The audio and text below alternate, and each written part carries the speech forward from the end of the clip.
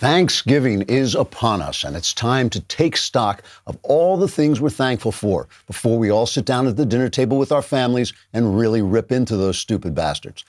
I, for one, can't wait to hear Uncle Ned expound on how Donald Trump is worse than Hitler, giving me the chance to explain to him that here's a bowl of yams in your face while I beat you over the head with a turkey leg. But really, when you think about it, we have a lot of reasons to thank our leftist friends and relations. For instance, I'm thankful for leftist gender theory, which has removed so many burdens from our lives, like reality and pleasure.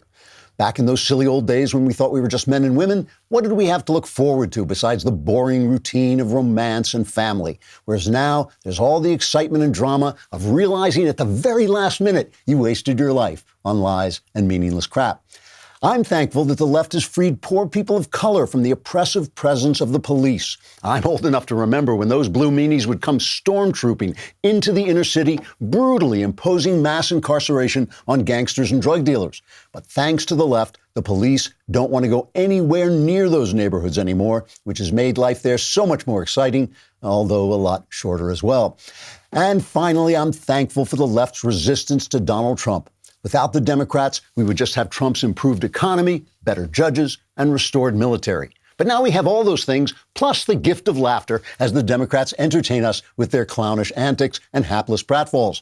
So, this Thanksgiving, don't forget to thank a leftist. Then ask him to take that bowl off his face and pass the yams. Trigger warning, I'm Andrew Klavan, and this is The Andrew Klavan Show. I feel hunky-dunky. Life is tickety-boo.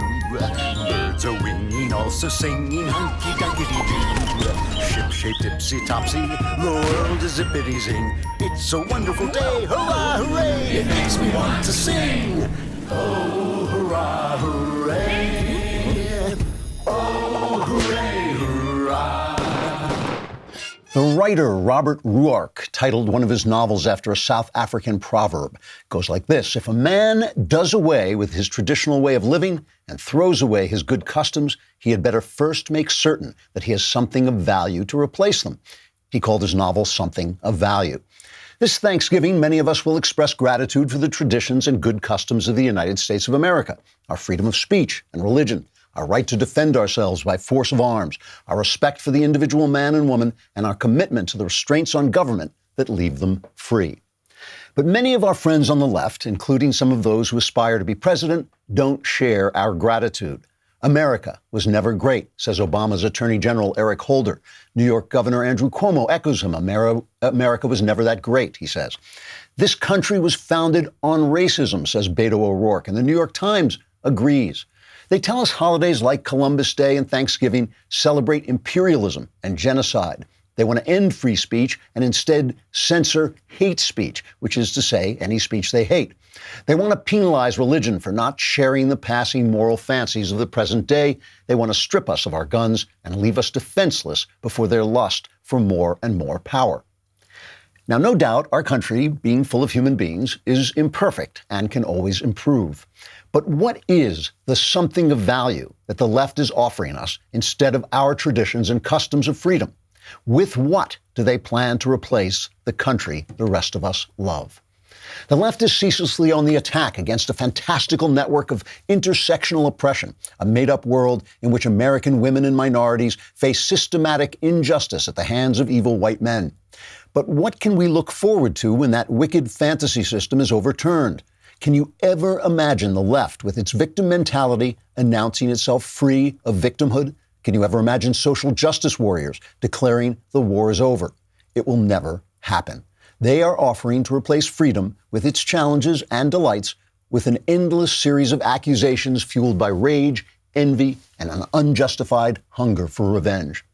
They call for reparations for past sins like slavery and segregation. But can you imagine some payoff that will put an end to the bitterness that's at the center of their philosophy? How much money will be enough? What bribe will convince those who never suffered to forgive us for sins we never committed? The left wants to erase the unfairness of gender, that act of God that assigns different roles in the work of human creation and nurturing to each of the two sexes. But what utopian perfection do you think will arise when men no longer bear the responsibilities of men and women abandon the functions of women? The left has taken the chief consolation of life and turned it into a dysfunctional misery. With what do they plan to replace it? The left's relentless wholesale assault on this, the last best hope of Earth, depends on our never stopping to ask what they are actually offering in its stead. American traditions and customs have raised this country to unimaginable heights of freedom, wealth, and power. We should be grateful for them always and never abandon them unless and until we can truly replace them with something of value.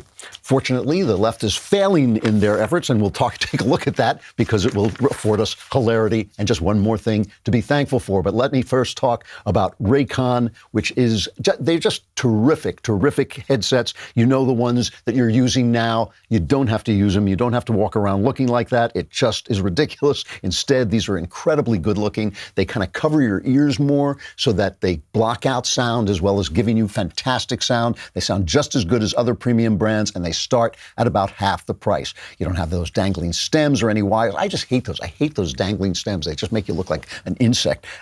It's the best deal in premium auto. Just got even better for Black Friday. And trust me, you do not want to sleep on this one. I'm letting you know right now, there's an amazing Black Friday, Cyber Monday deal on these headsets, which you will use every day. Go to buyraycon.com/Klavan to check out Raycon's Black Friday and Cyber Monday savings. I can't even tell you how good these deals will be. You'll have to check them out for yourself on the site. That's buyraycon.com/Klavan to get an amazing Black Friday deal on Raycon's buyraycon.com/Klavan. Just listen very closely because they will tell you how you spell Klavan. K-L-A-V-A-N, there are no E's in Klavan. If that comes over your headset, you'll know that I'm listening to every step of the way. Yesterday, we played this clip of Brian Stelter and some guy who claims to be a cult expert saying that Donald Trump was an evil cult. And we know he's an evil cult because he keeps repeating emotionally charged words to people so that they won't actually think about what they're saying. And Shannon Bream over at Fox News found some of these videos of people doing that, of these evil cult, repeating these words over and over again so you don't think too much.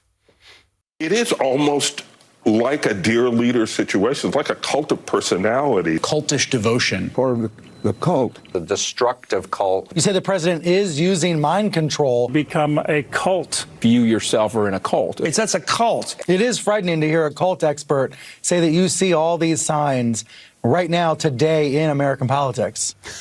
It's terrifying, isn't it? It's the press, the media really has become a left-wing cult. You know, I've often compared them to the last scene in Singing in the Rain. If you've never seen Singing in the Rain, one of the greatest movies ever made, probably one of the top 10 movies at least ever made. It's about the advent of sound in the movies, right? And there's this evil movie star who has a lousy voice. And so they start to dub in, she's played by Jean Hagen, and they start to dub in Debbie Reynolds' voice. And so everybody thinks she has this beautiful voice because it's Debbie Reynolds' voice. So one day, to get back at her, they put her on stage with Debbie Reynolds behind the curtain singing while Jean Hagen is pretending to sing out in front. And then the heroes get together and they lift the curtain so the audience is looking at the fact that she's a fake. And I always think of this when I think about the press, because this is what happened since the advent of the internet. The press has been the Democrats talking. That's all it's been. It's just Democrats giving you Democrat news for Democrats from Democrats. And now the curtain has been opened through the internet, and she doesn't know. She hasn't looked, the press hasn't looked behind to see, like, oh, we see them. We see who they are. I mean, never, ever has it been so obvious as when Adam Schiff was buried in the cellar of the Capitol building, taking secret testimony that we couldn't hear, and then leaking Democrat leaks to the press, which the Democrat press would then send to us, telling us what a bombshell it was. The walls were closing in. The end was near. It was the beginning of the end of the Trump administration. And none of it has worked. And the thing is, because they are in the cult, they think we're in the cult, but they're the ones who are in the cult. They don't know it's not working. And it is just an amazing thing. But all you have to do is think logically for a minute. You know, Donald Trump gave one of his rallies, I think in Florida. He was kind of sticking it to New York because he moved from New York. And they were like, good riddance. And it's like always good to say good riddance to your job-creating billionaires. So he left, and he gave one of his rallies in Florida, where he's now living, and where he's now, I guess, a resident. And I want to play cut number 1, where he talks about what we're giving thanks for this Thanksgiving. But Americans have so much to be thankful for. The economy is booming, wages are rising, crime is falling, poverty is plummeting, confidence is soaring, and America is stronger than ever before. I'm Donald Trump, and I approve this message. And that's his message. That's his message. Totally valid. You can call it a cult all you want, but everything he just said, absolutely true. And what's the left's message? Ukraine! But something about the Ukraine. I mean, does anybody even know where Ukraine is? It's like, what are they talking about? He's built the economy up. He's replaced left-wing judges with constitutional judges. He's rebuilt the military. He's gotten us out of entangling relationships. He's on the verge, he says, of a new deal with China. We'll have to see. China loves to have these deals, bring them right up to the edge and then pull away from them so they can get last-minute concessions. We'll see. What are they talking about? They are talking about Ukraine. I mean, who cares? Who cares what happened when Trump was talking to the president of Ukraine? And the very fact, remember, I told you this the day we had a Daily Wire backstage, and I said to the guys, this is garbage. Nobody cares. It's not just that nobody cares. It's like it's literally garbage. It's like he did nothing wrong. We'll get to that in a minute. But Trump is celebrating the fact that the people, they keep putting out these polls. 50% of the people want the president removed. In a pig's eye. I mean, come on. They cannot believe that. Democrats want the president removed because they always want the president removed. If those polls are anywhere near the truth, I will eat whatever I use for a hat. So Trump goes on in his speech to compare his accomplishments with what the left is doing. This cut two. The radical left Democrats are trying to rip our nation apart. First, it was the Russia hoax, total hoax. It was a failed overthrow attempt and the biggest fraud in the history of our country. And then you look, the Mueller deal, you remember that mess? They had nothing. 2 years, they spent $45 million. And the real cost is many times that number. And now the same maniacs are pushing the deranged impeachment. Think of this. Impeachment. A witch hunt. The same as before. And they're pushing that impeachment witch hunt. And a lot of bad things are happening to them. Because you see what's happening in the polls? Everybody said, that's really bullshit. He sounds pretty confident to me. I'm sure, look, there's 20,000 people in that stadium. He's still packing them in, and it is just, it's absurd. That is what the left, Elizabeth Warren is plummeting in the polls. She has just... Look at her cheekbones. I mean, look at her cheekbones. And she's dropping like a rock. And why? Why is she dropping now? She's dropping because she released the details of her plans. As long as you talk like Bernie Sanders, I happen to believe that everybody deserves everything for free. As long as you're talking nonsense and gobbledygook, the left will go along. Yeah, that's what I want that. I want everything to free is good. I follow that. That's what the left will do. But the minute you say, and here's my plan, they're like, how with you? That's all. We're going to go bankrupt, and then you're going to take my money away, and I won't be as happy as I was before. The minute you tell them the details, you'll lose them where Trump stuff works. I got to just play one more clip for just show you how confident the guy is. Yesterday, I think it was, he did that thing they do every year where they pardon the Thanksgiving turkey, give a presidential pardon to the Thanksgiving turkey. So he had 2 turkeys, bread and butter, and he was out in the White House lawn talking about it. Thankfully, bread and butter have been specially raised by the Jacksons to remain calm under any condition, which will be very important because they've already received subpoenas to appear in Adam Schiff's basement on Thursday. Hundreds of people have. It seems the Democrats are accusing me of being too soft on turkey. But bread and butter, I should note that unlike previous witnesses, you and I have actually met. It's very unusual.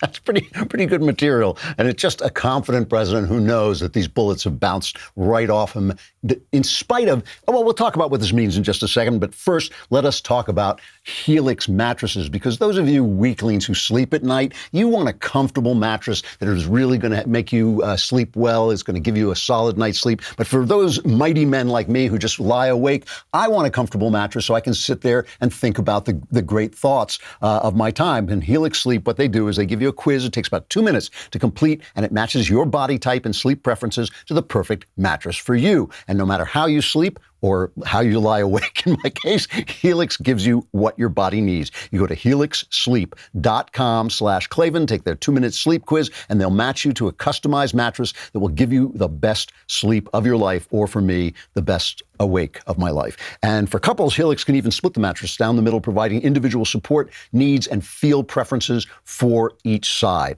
Helix is offering up to $125 off all mattress orders for our listeners. Get up to $125 off at helixsleep.com/Klavan. That's helixsleep.com/Klavan for up to $125 off your mattress order. helixsleep.com/Klavan, so you can lie awake in comfort asking yourself the big questions like, how do you spell Klavan? Klavan. There are no E's. There are no E's in Klavan. Anyway, I don't know why suddenly that is cracking me up, but I'll never stop telling that joke. One of our wonderful editors, Josh Hammer, took one of his op-eds from the Daily Wire and rejiggered it for the New York Post and put it up about the fact that there's absolutely nothing wrong with what Trump did to Ukraine using a quid pro quo. If you take a look at that call, it was perfect. It was perfect. Like, so I hear, now Trump is even talking in my head. The guy is just everywhere. In 2014, Josh writes, a Texas grand jury indicted then-Governor Rick Perry for supposedly abusing his official capacity when he threatened to withhold $7.4 million in funding for the Travis County District Attorney's Public Integrity Unit unless the troubled DA resigned her post. That was a quid pro quo. At the time, an illustrious and ideologically diverse group of legal scholars argued that the First Amendment protects a governmental official's right to threaten taking a lawful action to attain a preferred political outcome. In a nutshell, they argued that Perry's threat amounted to constitutionally protected core political speech. The Texas Court of Criminal Appeals, which is the Lone Star State's highest court for criminal cases, agreed, saying public servants have a First Amendment right to engage in expression, even threats, regarding their official duties. In other words, if Trump said, I'm withholding aid until you investigate corruption, he was perfectly within his First Amendment rights. The thing is, again, just what Trump said, the fact that they started with this Russian collusion hoax, that they then went to obstruction of justice, that Trump was obstructing a criminal investigation, obstructing an investigation that he completely cooperated with because he was yelling about it. That was their next argument. Got rid of that. We had Stormy Daniels. We had everything they can throw at him. If he wears the wrong color tie, they try to impeach him. And then they come up with this. And suddenly all the deep thinkers, the never Trumpers are going, well, he did say this and he did say, and here's a man with medals on his chest. And goodness gracious, look at that woman. She is in tears. She's having emotions. I mean, that's their case about nothing, about Ukraine. And suddenly people have jobs in this country again. And suddenly the Midwest, where people were killing themselves and still may be killing themselves at prodigious rates, suddenly it's coming back to life. You drive out there and there's a help wanted sign on every store. This is a different country than it was when Obama was sitting both on our economy and also on our spirits with his constant lectures about how evil we were and how we had to make up for everything. And he's apologizing to tyrants overseas. Now we've got a cheerleader and they make fun of him for overstating things, but he's a cheerleader who loves the country. He bucks up the country. He injects animal spirits into the business community so they feel confident he'll have their backs and they're confident to take more risks and hire more people. And they're sitting around going, but Ukraine, don't you understand Ukraine? And finally, now that the stupid hearing is over, and by the way, Schiff is saying they're now going to move the hearings after Thanksgiving into the Judiciary Committee, where Jerry Nadler, who's always so great at this stuff, because this is why they took it away. It's supposed to be handled by his committee. Impeachment has always been handled by that committee. But why they put it in Adam Schiff's committees because they thought Nadler was incompetent. Pelosi didn't trust him. Now they're still going to come back with more of this stuff because they can't believe. No, they're telling you go home at Thanksgiving and talk to your family about impeachment. Great advice. Great advice, Democrats. Thanks a lot. That's the Thanksgiving we all want. On CBS, they send one of their guys out to California. This is in California. And he makes a startling discovery that no one knew except everyone who's not in the press. Now, one thing we asked the diners was their opinion of the impeachment saga. And almost to a person, Republicans, independents, and Democrats told us they're not quite sure where it's headed. But we're more interested in other issues that impact our everyday lives. Those folks in Bakersfield there at dinner even said they think this process is merely exposing the hypocrisy on both sides. Democrats did this, or Republicans did it to a Democrat years ago. Now it's Democrats doing it to a Republican president. We'll see. But it doesn't come up in conversation unless you ask. Oh, that's very interesting. And when the candidates are out there campaigning, as you've seen, they don't bring it up often with voters. Right, because the voters don't bring it up. They want to know about health care, education. What are you going to do for me? So it's not a winning issue, it doesn't look like. No. And you're always traveling and covering the debates and whatnot. Were you surprised by anything that you heard? That impeachment wasn't coming up. Sherlock. He was surprised. I just love it. He was surprised that impeachment wasn't coming out. What do we have to do to sell these devastating bombshells that are so explosive? They're explosive bombshells. Bombshells are explosive and devastating. And nobody cares. And they don't bring it up. If you don't ask them about it, they don't bring it up. CNN, same thing. They go to Philadelphia, one of the most left-wing cities, sit down with a Democrat voter, and they're talking to her. Democrats sounding off in the city, one of the bluest parts of Pennsylvania, a state President Trump won by a slim margin in 2016. Both the Republicans and Democrats need to get this behind them. Even a strong cup of coffee can't shake Democrat Marta Lafferty from her impeachment fatigue. I am tired. I really am. I am tired of it all. I really am. I didn't think I'd ever say that because I'm such a political animal. Here's a real poll from Vanity Fair, okay? Because when they have these polls that 50% of Americans want the president removed, it's just nonsense because we already know that the Democrats are convinced, the Republicans have been uniquely unified that this is nonsense because it is nonsense. Vanity Fair talks to the people who haven't made up their mind, independents. Independents say that the impeachment issue is, quote, more important to politicians than it is to me, by a margin of 62% to 22%. Now, you can get 22% of Americans to say anything. The moon is made of green cheese. So that's virtually everybody thinks this is more important to politicians than it is to me. And, quote, more important to the media than it is to me, 61% to 23%, the same thing. It says it is hard, this Vanity Fair, very left-wing magazine, it is hard to read this as anything but a warning to the Democratic leadership and candidates. Stop talking about issues that matter to you, not to me. The New York Times, a former newspaper, now basically the anti-Trump headquarters of the crazy woke 25-year-olds who run the newsroom when Dean Baquet is bullied by them into doing what they want. New York Times says they voted Democratic. Now they support Trump.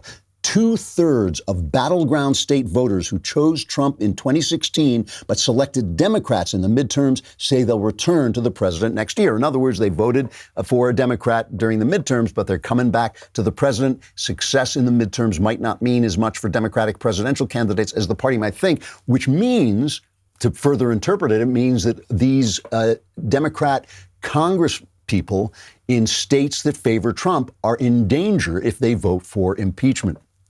Molly Hemingway at the Federalist gets at the nub of this, what is really important about this. She says it's impossible to overstate how much the media marched in lockstep together in their view that Trump's criminality was obvious and proven. Nearly every headline and every article read as if they were written by Schiff himself instead of an objective look at the witnesses, the evidence, the fairness of the proceedings, or any of the issues that were in the minds of non-resistance voters. The complete rejection of this narrative by those outside their shared political milieu is revealing. The corporate media simply don't have the power that they once did to control the narrative and control public outcomes, okay? This is a big deal. So as the MSM has lost power, the mainstream media has lost power because of the internet, now they're trying to squeeze the flow of information on the internet. And you see this most at Twitter, where they are really cracking down as the election. Now we're 1 year away from the election, so it's coming. As the election comes, Twitter is cracking down on anything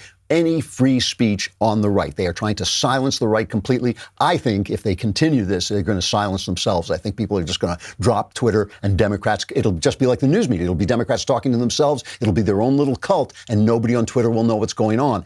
Journalist and editor-at-large for the Post-Millennial, Andy, how do you pronounce it? Do you guys know it's Go? It's Ngo. What is it? Yeah, Go. Well, whatever it is, we'll call him Andy Millennial. He's the guy who got beaten up, right, by Antifa, I think, and nobody supported him. He was suspended on Twitter on November 25th for violating, quote, violating our rules against hateful conduct. What did he do, okay? Chelsea Clinton tweeted earlier that day about trans murder rates. Clinton posted, since 2013, more than 150 trans people have been murdered in the U.S., the majority Black transgender women. And then it says on whatever, we remember and honor the lives lost, hold their loved ones in our hearts, and must commit to doing all we can to end this epidemic of violence and hate against transgender women. So Andy Ngo tweets back, Chelsea Clinton, the U.S. is one of the safest countries for trans people. The murder rate of trans victims is actually lower than that for the cis population. Also, who is behind the murders? Mostly Black men. At the Federalist, they say this is true. 67% of the victims are indeed Black, and the majority are trans women, as reported. The majority of their killers are Black as well. So he put out the truth, and he was silenced on Twitter for that criminality of speaking the truth that they don't like. It's only, on the left, it's only true if they like it, and then basically they'll let you say it. But Twitter is one of the main sites that is looking to censor people. Project Veritas, our friend James O'Keefe, who does so much good stuff, he was suspended permanently. His Twitter ad was suspended permanently for inappropriate content. I wonder what that was. The truth. Again, James has never been caught once editing his videos so that they were dishonest. I mean, all of his stuff has proved to be correct. Twitter recently banned all political ads except for what they say cause-based ads. So that means the Southern Poverty Law Center, a left-wing hate site that lies about people like us and says that we're hateful because they disagree with us, they can put ads up, but Project Veritas cannot. And Facebook, Mark Zuckerberg, to his credit, says he's going to continue to have ads, and they just pound Mark Zuckerberg, trying to pressure him into silencing ads. Now, Google is doing the same thing. The Trump campaign, the Republican National Committee, the National Republican Senatorial Committee, and the National Republican Congressional Committee have condemned Google's decision to ban targeted political ads, calling it a blatant attempt to suppress voter information, knowledge, and engagement. I mean, this is the thing they're all going to do. And Steve Crowder had a terrific video. I'm sure you can go on and find it on YouTube, where he just went on his phone and showed you that they are basically pumping left-wing information into your smartphone. Google and Apple, who have a combined 98% market share in mobile phone operating systems, have recently banned Gab, which was a Twitter competitor. Gab was a Twitter competitor that didn't censor speech. And it's not run by a white male. It's run by, I think, by a Muslim guy or something. But anyway, they were a free speech Twitter. So Google and Apple banned them for hate speech, because when you have free speech, some people are going to say untoward things. And they're bringing all this pressure to bear on social media and on mobile apps and everything to just filter out right-wing content as this I told you this was going to happen. I told you a year ago at least that this was going to happen. This is where the battle for the next election is going to take place. Just like Obama used the IRS to silence the opposition, they are going to use social media and Google and YouTube to silence us. This is what they do because they've lost the argument. I always tell you, they lost the election. They want to get rid of the Electoral College because they lost the election. They want to pack the Supreme Court because they lost the majority. And they want to silence free speech because they've lost the argument. And that is what they're going to do. And you can see it. It's directly related to this impeachment fail that is such a fail for the mainstream media. And there's a racial aspect to this that I want to point out, that the minds that they have poisoned are so often the minds of minorities. What they have done, the College Fix, excellent website that looks at left-wing bias at college campuses. They have a survey, non-whites are the only high school students whose support for the First Amendment has fallen. And why is that? Because they've been convinced that they are victims, that the entire system, the entire American system is victimizing them. And again, what of value are they going to replace the American system that has made blacks freer and more successful than any place else on earth? What are they going to replace that with of value? They don't know. They just know that they're oppressed. Heather McDonald, our friend who comes on the show all the time, one of the best journalists in the country, they start riots. I mean, the woman is like 4'11" or something like this. She's a slight little person. She goes on and she tells them the truth, and they riot and they scream. And she tells how she was at a college campus talking about at the College of the Holy Cross in Worcester, Mass. And she was talking about the fact that people in America are not oppressed. And they stood up and they started screaming, "My oppression is not a delusion." But of course, it is a delusion. If you are on an American college campus, you are one of the least oppressed people on the face of the earth. And so they've sold them this victimhood, which holds them back and keeps them down and keeps them from feeling that they can participate at full throttle in the American dream. This is what they've sold to people of color and some women who've bought into it too. And so they think that free speech is the thing that is stopping them, because anybody who speaks freely will say to them, they think that being colorblind, that treating everybody equally is oppression. That's what they've been taught. And, you know, this is another word to the people who are seduced by the alt-right, who think this is about race. This isn't about race. The left made it about race. The left sold their wares to people of color. It's about ideas. If we don't counter their ideas in these communities, how do we expect to win them back? But of course, we can win them back because we are right and they're wrong. And anyone who follows the prescriptions of the right has a more successful and a freer life. All right, I'm going to go into the mailbag. We're going to not break away so everybody can solve all your problems before Thanksgiving. I don't want you to go into Thanksgiving having problems, because that's no good. If you listen to the mailbag, all your problems will be solved. But that is all the more reason for you to subscribe to the Daily Wire. Go to dailywire.com and subscribe for a lousy $10 a month or $100 for the year. And by the way, on Black Friday, don't buy the Daily Wire membership today, right? Don't buy it today, because on Black Friday, there will be a tremendous deal. So wait for that and come up and do that. I forgot about that, but I'm glad you reminded me. You do not want to buy it today. You want to wait for Black Friday and then buy it gobs for all your friends.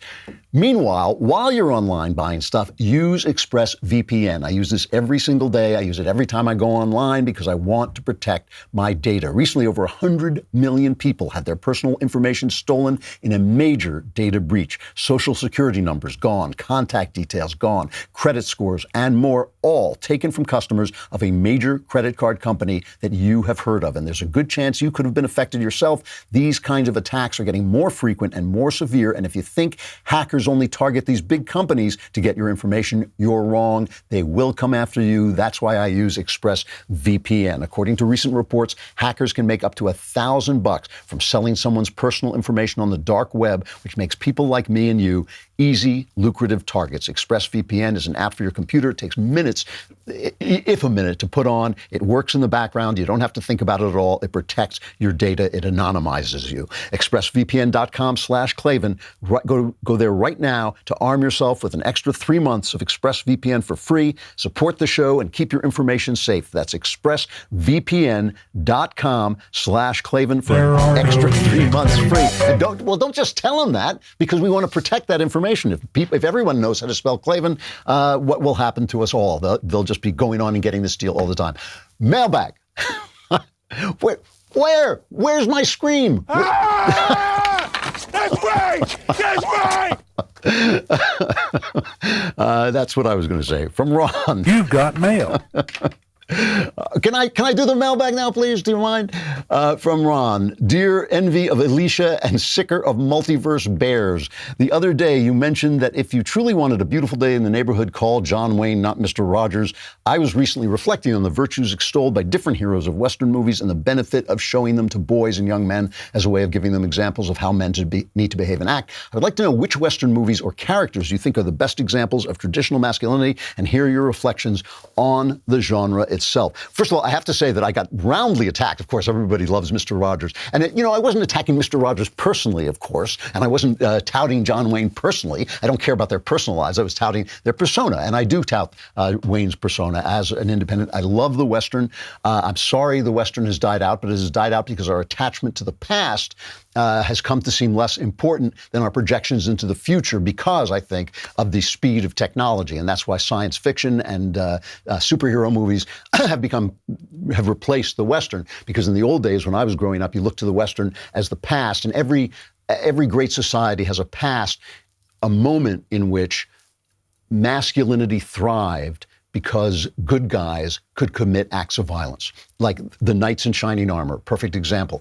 That was when masculinity, you look back on that as a golden age. It doesn't have to be real. You look back on that as a golden age because it's the age when men could fight for what was right. See, nowadays, once you have law is established, it's really the law's job to keep the peace. But in the old days, when you're out in the West, when you're out on the plain of King Arthur's England, it falls to every man to fight for what's right, and that elevates manhood and masculinity, and that's why people look back on those as golden days, and that's what the Western does.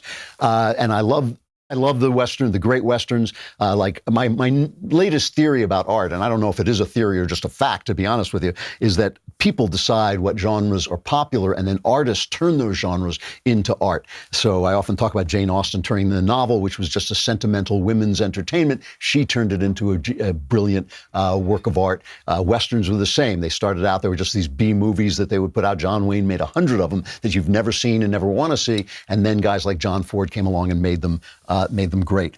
Westerns that are great. Shane, of course, is one of the great Westerns. The book is actually better than the movie. It's a very short book. Young boys can read it. I would say I read it 5 times when I was a little boy. And the wonderful thing about Shane is it poses 2 versions of manhood against one another. The man who is a father of his family, who runs a farm, and the man who is the dangerous but romantic man who maybe has not done everything right and maybe is not the best guy in the world, but can do what has to be done when it comes to a fight. And it puts the 2 of them up against each other, and it's true in the movie, which goes on a little too long, but also of the book, which, as I say, is only like 75 pages long or something like that. High Noon is a great Western. High Noon is a great Western, and it's only like 90 minutes long. It's filmed in real time. They're waiting for high noon, and it is about Gary Cooper is the sheriff who wants to leave town, but the bad guys are coming, and he goes to the town and says, well, you got to help me fight off these bad guys. And the town says, no, we won't do it. And so what does Gary Cooper do, and how does he handle that is an excellent example of the responsibilities that fall on the shoulders of manhood. It is the kind of manhood I think we need, and not sweater wearing, like metrosexuals, like the persona of Mr. Rogers. Again, good values. I'm sure he was a great guy, but that persona is not what we need to sell. That's that pajama boy persona that the Obama administration was trying to sell you, so you wouldn't stand up for yourself, so you wouldn't exert your own power, so you wouldn't insist on independence, but would take the beneficent fatherhood of the state, which is exactly what we don't need. From Jay, dear Mr. Klavan, I really need your help. I've been happily married for 6 years. I've got a 1- and 3-year-old. We're Christians. I did not date but one person for 12 years before I began dating my wife. Fell in love with her. She was great. She was perfect for me. A few weeks before, we were seeing each other for a few weeks before she let me know she needed to visit a friend in California before we, quote, really began our relationship. This was an old boyfriend. I took her to the airport. I did her post-grad homework for her while she was away for a few days. I asked her not to leave when I dropped her at the airport, but she did. When she came back, she told me she had slept with this guy while she was away. It destroyed me, but I couldn't let her go. Of the thousands of women I had known, not one was as near perfect as she is. But since then, this has haunted me. She only noted being sorry and has asked for forgiveness based on how it made me feel, not for the act itself. He obviously doesn't want to leave her. They have these 2 young kids, but this is still, he has this ache, and he won't go away. And he feels like he was a fool, basically. All right, so you've got, I'm sorry, it was a very long letter, so I was editing it as I went. So you've got 2 problems. The first problem is you can't let this go because you feel like you were complicit in it and you feel like you were a fool. she basically told you what she was going to do. She basically said, before we really begin our relationship, I have to go and put paid to this. You asked her not to go because you knew what she was going. She went anyway. You pretended it wasn't happening. So you feel complicit and you feel like an idiot and you're blaming yourself. And that's what you can't let go of. That is the deeper crime, I think, in your heart that you're braiding yourself for. You know, now you know better. What can I tell you? We all make mistakes. Every single one of us. It doesn't make you less of a man. It doesn't make you a fool. It doesn't make you anything. It just makes you somebody who, like every other person on earth, has to make painful, painful mistakes before you learn. Before you learn, you know, that's the thing. We all have to do that. You've got to let yourself go about that. What I would do, seriously, is I would see if I could walk off into the desert a little bit and let myself go for that, and thereby forgive your wife, who I hope has been faithful ever since. And I hope you have this family. You're absolutely right. You can't destroy this family, but you don't want to just stay together for the kids. You love her. You love this girl. She's obviously right for you. She did something a little carelessly. Now, here's the other part of this, okay? If you can't manage this yourself by forgiving yourself, and you need to go into some kind of therapy, or maybe just go to your pastor, your clergyman, and talk this out together as a couple. When somebody in a relationship has done something wrong, they feel ashamed and they don't want to deal with it, and they want to get it over with as soon as possible. The wronged person needs to hear several times that they are sorry and they understand that they hurt you. That's the thing. That's the clash that takes place. One person just says, I'm sorry already, forgive me, let's forget it and move on. And the other person is saying, no, I have to explore this. I have to hear again and again that you were sorry, that you know you hurt me, that you understand how much pain you caused me. That's a tension that has to be worked out. Usually, I think you have to work it out in some kind of therapy. The question is, do you need that? If she has been faithful to you, if this happened before you, as you say, before you really had a relationship, and she, you feel convinced, has been a faithful and good wife, it's possible that all you have to do is forgive yourself for not stopping what was right in front of your eyes, for letting something happen. Chalk it up to learning. We all have to do it. You're not less of a man because of it. You're just a human being who had to learn something. If you can get rid of it yourself, get rid of it yourself. If not, you may have to go into therapy and try to get her to understand how much you've been hurt. I don't know if you're going to have to do that, but try doing it yourself first, because it sounds to me like the marriage is a good one, and that this was something that happened before, not only before you were married, but before your relationship was actually a relationship. And if you can let it go by yourself, you should. From Michael, as a Christian, I've run into a wall here. The idea of heaven seems to be illogical. Heaven is a place that we move on to as well as exist within for eternity in a world without suffering. If existence is suffering, then we would be capable of suffering in heaven. Example, if my parents and children end up in hell, then I would mourn them. In order for heaven to be without suffering, then it would have to be eternal non-existence. All right, I can see what you're, all right, you're tangling yourself up in all this. First, you can understand that you can't understand. Heaven is eternity is a concept that you are completely incapable of imagining. Just try it yourself. Try to imagine eternal space. You can't do that. You can't imagine eternal time either.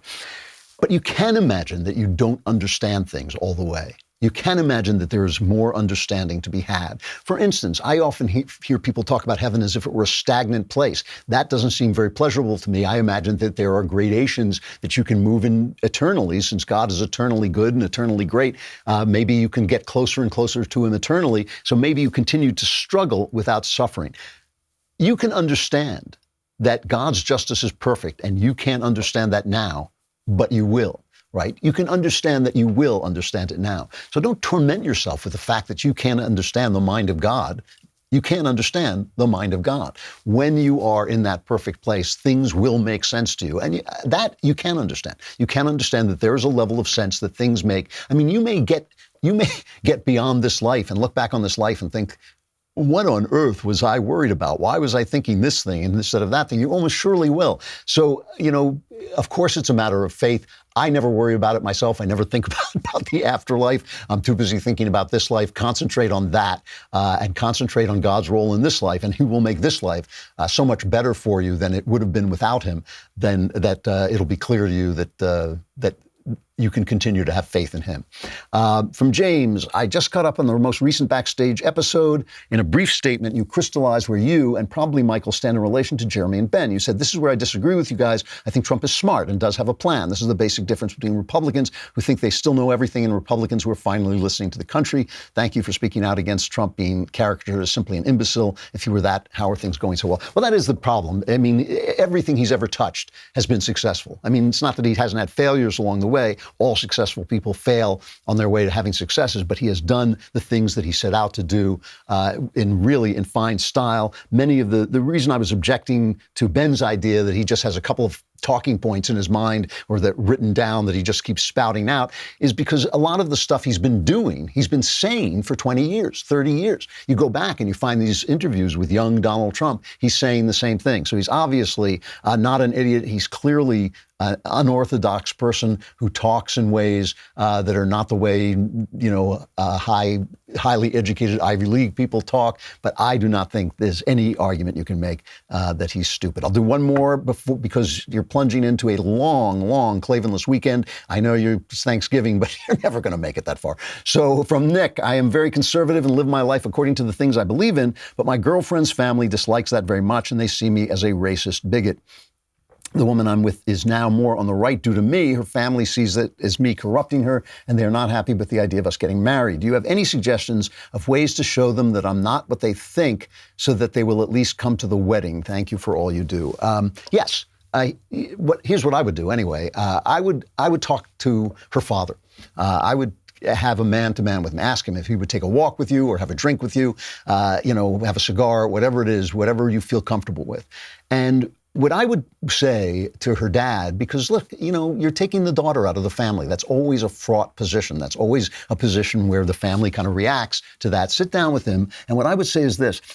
Listen, I know we disagree politically. I'm not going to try and convince you of my points of view. You don't have to convince me of your points of view. What I want you to know is that I love your daughter. I'm going to take great care of her. I'm not going to cheat on her. I'm going to deal with her with honor. My intentions toward her are honorable, and I love her. And I hope that you and I, in spite of our different agreements, our different opinions, can get along because she loves you too. She loves me and she loves you. And I want her to be able to love us both in peace. And that's something that guys can usually understand. Dads can usually understand. And then you can say to him, look, and if there are things you worry about me, my intentions, my future, am I a bigot? Am I a racist? You can ask me anything you want, and I will try my best to give you an honest answer, so at least you know where I stand. Because a lot of liberals, all they know about the right is that we're hateful, bigoted people, and they are stunned. They are stunned when they talk to us, and we say, no, I'm concerned for minority people in our country. I want everybody in our country to do well. They're absolutely shocked. So have a man-to-man with her dad, and make sure you, don't try to convince him of anything. Don't be convinced of anything. Just assure him that you are going to take good care of his little girl first. And second, that he can ask you anything he wants that would reassure him that she's in good hands, and make it clear that you want her to be able to love both him and you without being in conflict. That's all I got to say. Have a happy Thanksgiving. Have a wonderful Thanksgiving, if it's at all possible, as you enter the Klavanless weekend, that vortex of pain and suffering that is coming upon you. But be thankful, because on Monday, if you survive, I will be here and you will be here too. I'm Andrew Klavan. This is The Andrew Klavan Show. Have a wonderful, wonderful Thanksgiving. I'm singing in the rain, just singing in the rain. What a glorious feeling, and I'm happy again. Oh, hooray, hurrah. The Andrew Klavan Show is produced by Austin Stevens and directed by Mike Joyner. Executive producer, Jeremy Boring. Senior producer, Jonathan Hay. And our supervising producers are Mathis Glover and Robert Sterling. Assistant director, Pavel Wydowski. Edited by Adam Sayevitz. Audio is mixed by Mike Cormina. Hair and makeup is by Jesua Alvera. Animations are by Cynthia Angulo. And our production assistant is Nick Sheehan. The Andrew Klavan Show is a Daily Wire production. Copyright Daily Wire 2019.